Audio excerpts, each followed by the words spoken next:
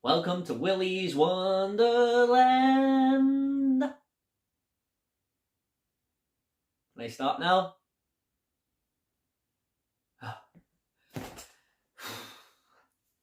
I tried to be enthusiastic about it all.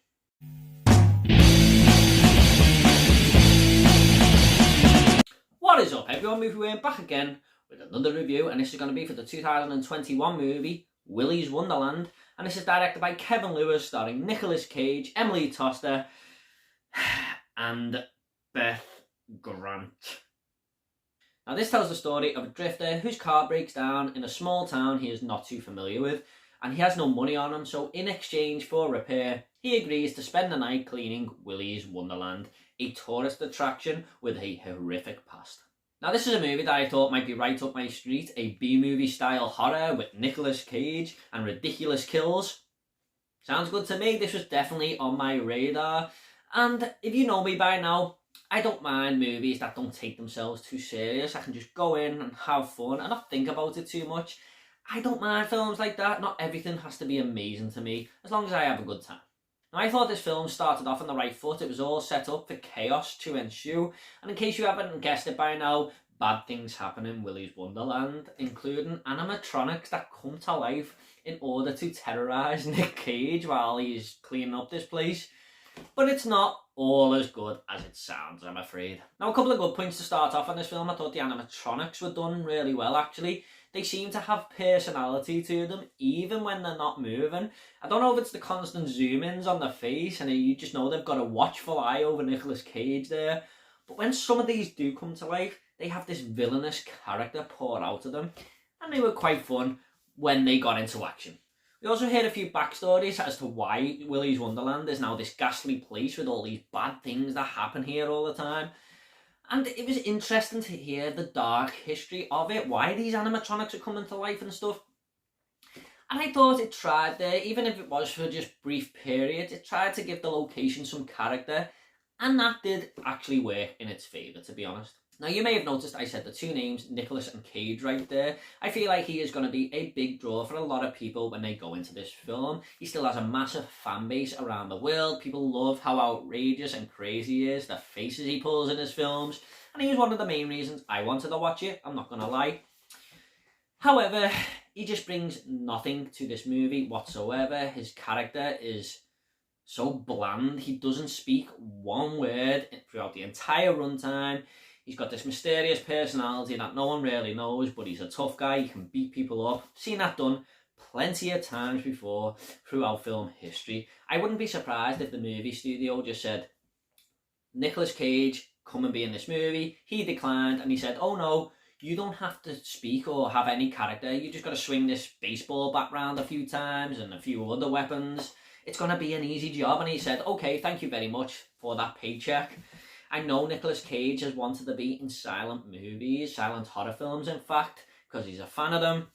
But I don't think he had Willy's Wonderland in mind when he was thinking that. I think he probably would have wanted to go down a more professional route. In fact, all the characters in this movie are terrible. There's nothing to them. They are there to be killed and nothing else. And that is understandable in these type of films. But they're so badly acted as well. The female protagonist is just so dull. There's no character development to her whatsoever.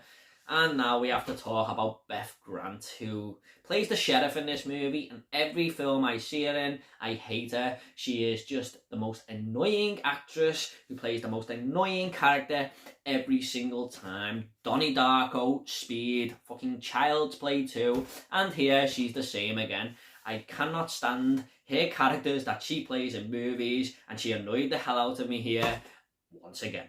There's also a scene where two characters decide to get it on inside this fun house with all these creepy things happening around them, all this weird shit going on, but they decide to get up close and personal right there and then. And I was just thinking, just hurry up and kill these two dumb motherfuckers right now. And as for the kills, I thought this is where Willy's Wonderland was going to shine the most. But no, it's just blood spraying onto the screen. You'll see a character get hit, cut, blood, splatter. There's nothing great about them. I thought inside this funhouse location, you could have made the deaths really inventive and creative there. But no, they're just really straightforward. And that was a major negative for this film for me. And for the story, there's nothing to it. It's very, very straightforward, which is fine, but I don't think it was interesting whatsoever. And I usually would go for this type of thing, like I said at the start of the video, but they just didn't make it work. And one thing that really bugged me, I just didn't see the point of it. Nicolas Cage has these sodas with him, and every hour he decides to go and have a break from cleaning up, basically. So he'll go and have a soda that he's stored in the fridge and go and play some pinball on the pinball machine. And even later on, there's a big fight scene happening with him and this female character. And the hour strikes and he decides to leave that female character and go and play pinball and have a soda while she fends for herself. How quirky was that? Not. All in all, I just don't know if this type of movie does it for me anymore. I mean, I've seen so many different stories, but with the same type of narrative. And I was looking forward to it, like I said, but as I was watching Willy's Wonderland, I was just thinking, I've seen this so many times now, and it's just not cutting it for me. And I've seen it definitely done better than this. I don't know, maybe it's just a repetitive thing, I feel. I've seen a lot of people say they enjoyed this film, and I'm glad they had a fun time with Willy's Wonderland. It does try to be entertaining and bring the fun factor, so make your own mind up. But for me, I just don't think this was as entertaining as I thought it was going to be, or could have been. I'm just going to go ahead and rate this movie now. I'm going to give Willy's Wonderland a 4 out of 10.